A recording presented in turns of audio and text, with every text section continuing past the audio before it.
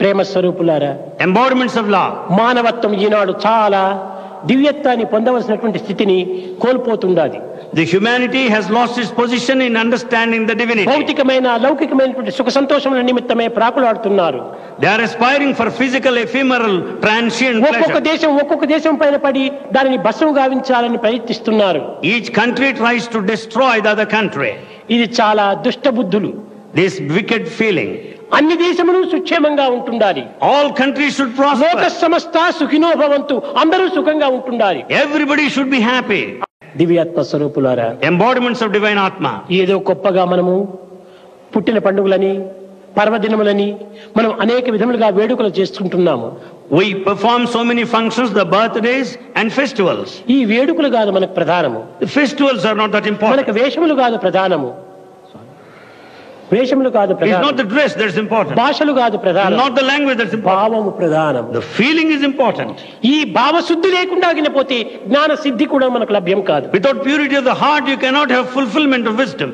కనుక చిత్తశుద్ధి నిమిత్తమై మీరు తగినటువంటి చర్యలు గావించండి. To purify the heart, you do actions.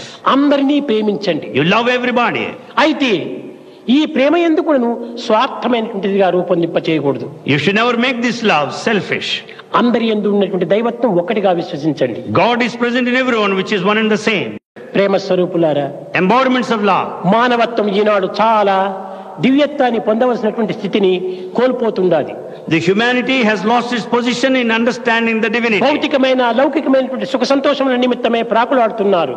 They are aspiring for physical, ephemeral, transient pleasure. ఒక్కొక్క దేశం పైన పడి దానిని భస్మం గావించాలని ప్రయత్నిస్తున్నారు. Each country tries to destroy the other country. ఇది చాలా దుష్ట బుద్ధులు. This wicked feeling. అన్ని దేశములు సుక్షేమంగా ఉంటుండాలి. All countries should లోక prosper. సమస్త సుఖినో భవంతు, అందరూ సుఖంగా ఉంటుండాలి. Everybody should be happy.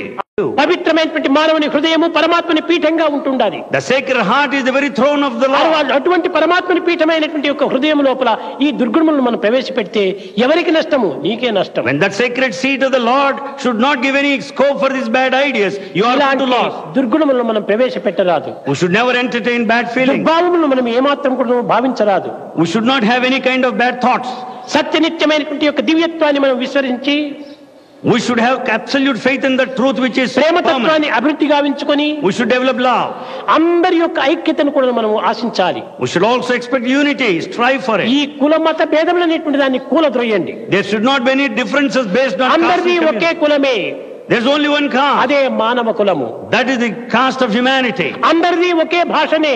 All have only one అదే language. హృదయ భాష. The language of the heart. అందరిది ఒకే మతమే. There's only one religion. అదే దివ్యమైనటువంటి మతము. That is the divine religion.